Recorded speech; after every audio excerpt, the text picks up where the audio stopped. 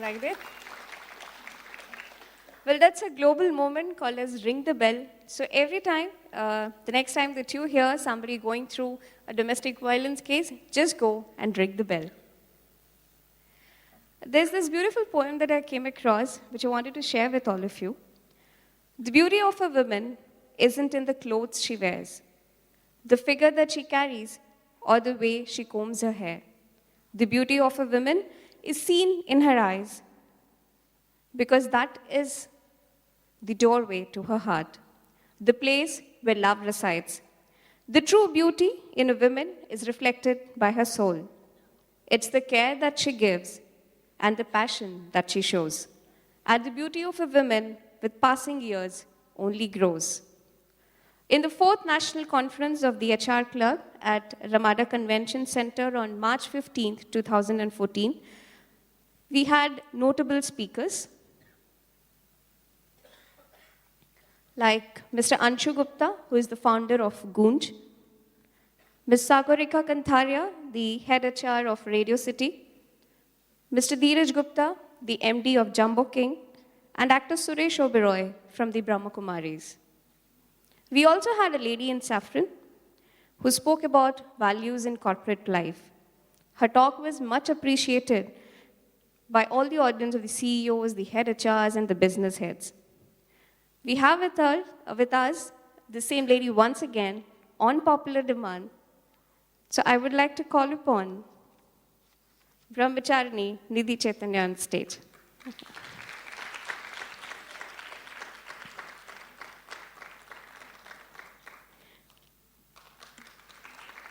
Thank you so much for joining us, and I would request Ms. Kritika to please welcome Ms. Nidhi.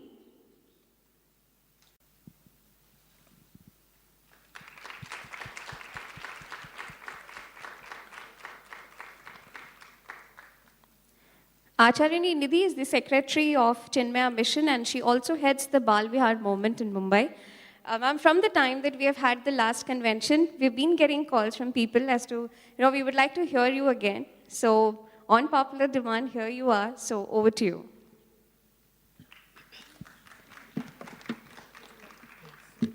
Very good afternoon to all the ladies and ladies and ladies and gentlemen. I stand here not as Nidhi Chaitanya, but as a representative of a mission, of a vision, a cause which is far vaster, far more magnificent than who I am. I stand here in lieu of millions of renowned and unsung heroes who have selflessly dedicated their lives to propagate and practice spirituality, culture, and values of ancient India. I stand here as a messenger of Advaita, the supreme science of oneness, which claims that you, me, and the whole creation are not really disconnected, separate entities, but one entire whole. And today, I stand here representing all of this. And so, for honoring this vision, for honoring this mission, this cause, I thank you from a place within myself, from a depth which even I don't know. Thank you so much. An ordinary young person, capable, qualified, brilliant, confident, strong, noble, rich. He was called Arjuna.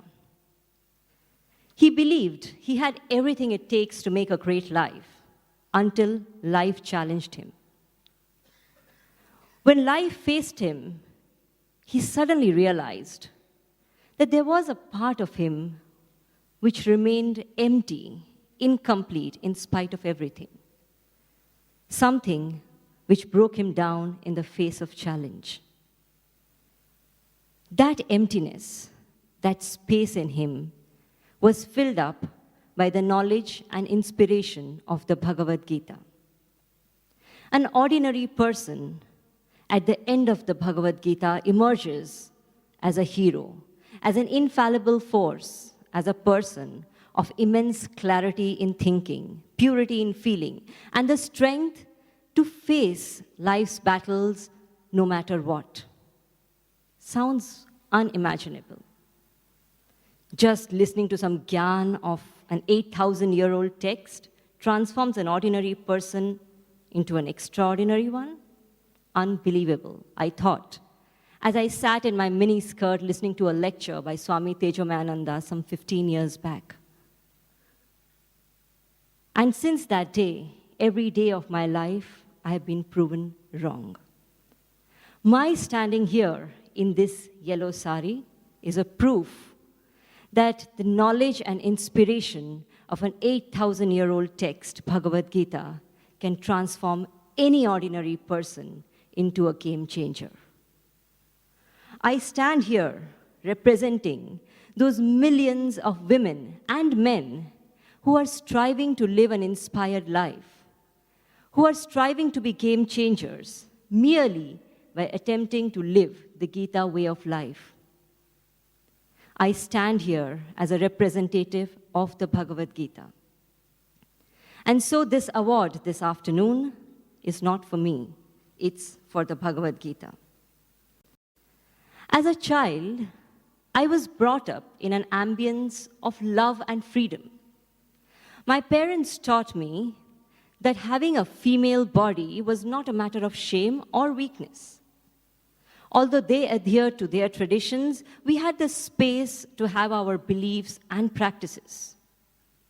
And so I grew up quite a rebel against the social norms for women. When I got interested in spirituality, I went to ashrams across the country. There were modern ashrams which had given away the traditional ways, ashrams which had drawn far-fetched interpretations of the ancient knowledge, just so that they could sound more appealing. But what they were actually professing was their own philosophies, which was not what I was interested in. I wanted to know what this culture is all about. I also went to traditional ashrams which stuck to the conventional ways, ashrams which stayed loyal to the uneven rules and mindsets. Rules which said that women cannot study the Vedas. Rules which said ladies are not supposed to wear the sacred thread or chant the Gayatri mantra. Rules which said that a woman menstruating was so impure that she couldn't enter a temple. Rules which said ladies are not supposed to touch the idol inside a temple. Rules which made me feel disgusted about my own culture. Rules which made me feel like being a woman was not a great thing to be at all, especially if you belong to a society like this. And then I came across a vision. The vision of a great master of our times, Swami Chinmayananda. He had stuck to the traditions. He lived by the words of the scriptures. There was no philosophy he devised. He often would say, there is nothing called a Chinmaya philosophy. Whatever I speak is straight from the Gita and the Upanishads. But he took the pains to open those books, to read them, to study them, to live them, to give it in the hands of every woman and man who came near him, to teach it to the masses, and to practice it as it is. He was the first person ever who allowed women to sit parallel to men, to stay in the same ashram as men and study Vedanta and become monks of the same stature as their male counterparts. The orthodoxy opposed, but he stood by it. In Chinmaya mission, women touch the idols, women do pujas and havans, women wear the sacred thread, chant the Gayatri mantra, and yes, they enter the temple while menstruating. Because this is not a sin. He questioned the rules and he encouraged us to question the rules. He showed us in written, authentically, that the Vedas and the Gita don't say any of this. He made this knowledge available, which has been hidden from us by hideous-minded, power-centric people in the society. In Swami Chinmayananda, I came across a person who taught me that I was much vaster than the body of a woman. In Swami Chinmayananda, I came across a man who had the courage to tell women that they were as divine, as special, as infinite as any other creature.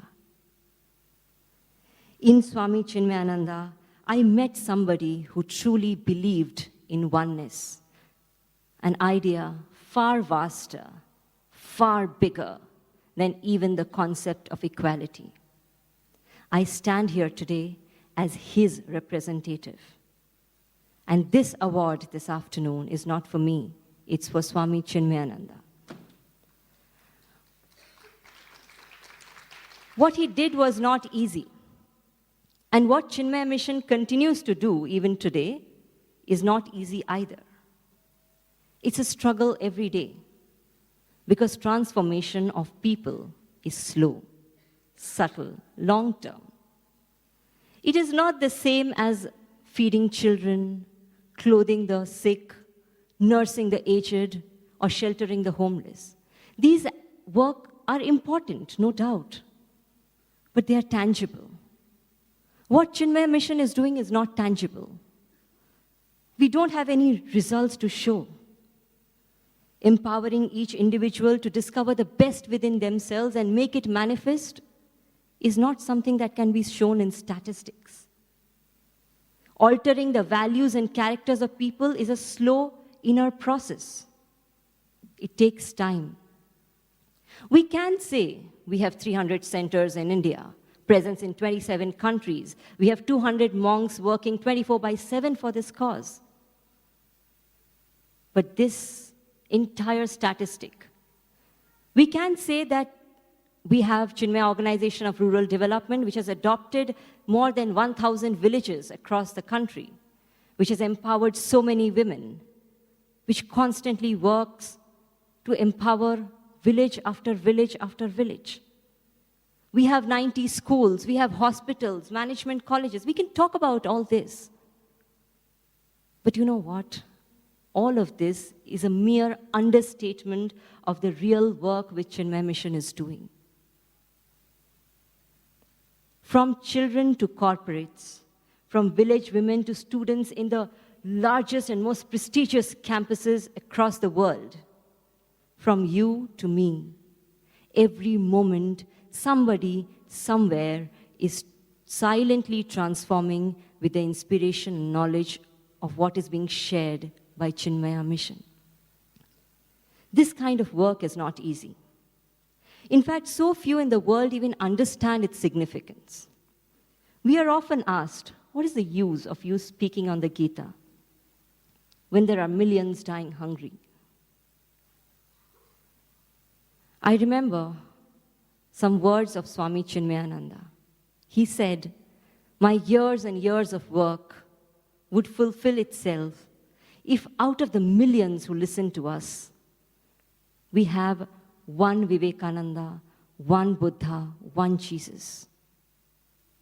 Every day in the life of Chinmaya Mission, hundreds and hundreds of us strive to awaken the fearlessness of Vivekananda, the courage of Chinmayananda, the compassion of Buddha, the love of Jesus in every heart and every life. Silent work of inspiring each and every individual live a life of dedication and inspiration has been going on for nearly 7 decades. I stand here as a representative of the Chinmaya Mission. And this award this afternoon is not for me. It's for Chinmaya Mission and the thousands of other spiritual organizations and their services. In this stupendous scheme of things, honestly, I'm nobody. I'm not really a game changer at all. I'm not even bright enough to make a difference. I have my weaknesses and limitations which I fight with every single day. At best, I am a work in progress, a masterpiece in the making, but still in the making. But I have made myself available in service of one of the most powerful philosophies in the world, Vedanta, Advaita Vedanta. A most ancient spiritual science which claims that you, me, and the whole creation are not separate entities, but one single whole. This is my might, my force, my power. This knowledge is my strength. Without the knowledge of Vedanta, I'm a pointless entity on this planet. But this one idea of oneness, this is the real game changer. If this one single principle is clearly understood, if we become aware of the fact that each of us is innately one with everybody else, how could you or I harm anybody? If we could realize that in harming, damaging, hurting anyone at any level, we are actually harming a part of ourselves, would we still do it? Why would there be disharmony or crime or violence or rape or anything? If we make oneness our way of life, selfishness would get eliminated effortlessly. We can be selfish with others, but one can't be selfish with oneself. Selflessness would become a way of life. And just imagine, how would the world be? How would our minds be if there was not even a trace of selfishness in each of us? If everyone lived a life dedicated to serving everybody else as their own self? Just imagine. This is the new world that Vedanta points out to. This is the life that Vedanta inspires us to live. If we discover this oneness within each of us, amongst each of us, then loving, giving, and serving would become a natural way of life. Then the purpose of commerce and business would be serving and giving and not earning and achieving in all the reckless ways that we do. India is the country that has nurtured this knowledge for millenniums together. But today, if India has to change, it is very important that the people of India change. Nothing else in the world can change the state of affairs unless each of our characters are changed, unless our value systems are changed, unless this oneness, this absolute selflessness within each of us is awakened and aroused. If the character of our people don't change, this world, this society can never become a better place for either women or men. Vedanta is a way of life that can lift us to that level of oneness and inspire us, inspire each of us to experience infinite happiness here and now. This sense of oneness, this power of love, this way of life, this strength of selflessness is the reason our breath comes back into our body every time it goes out. This is the purpose we are alive. And my dear ladies and ladies and ladies and gentlemen, today I accept this award on behalf of all of you. All of you who are present here in this room and all of you all over the world. In honor of the very purpose of our lives, in honor of the principle of oneness, in honor of selflessness and service. I accept this award in honor of the very goal of life, which Swami Chinmayananji very beautifully put in words when he gave us the motto of Chinmaya Mission, to give, maximum happiness to maximum people for maximum time.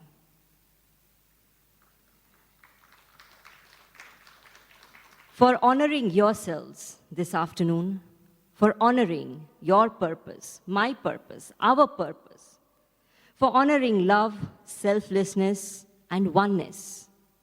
This afternoon, I thank you once again.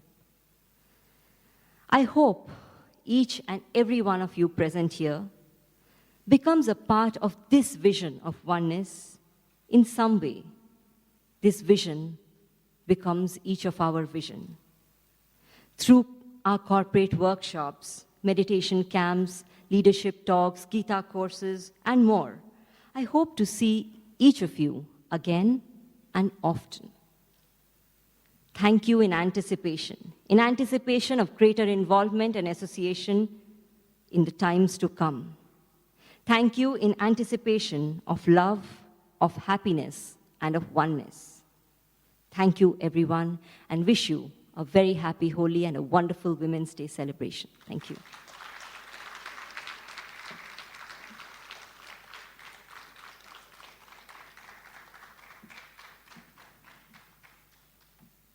Thank you, ma'am. Two key learnings that I could take back. One is that the power of oneness, and the second is whatever we may achieve in life, we should never forget that we're still work in progress. So I'm going to remember that throughout my life. I would now request Mr. Srinivasan Iyer, the founder of the HR Club, to present the citation to Brahmacharini Nidhi Chaitanya. And I would also request Mr. Harikchand Savla to please join us on stage to present the award.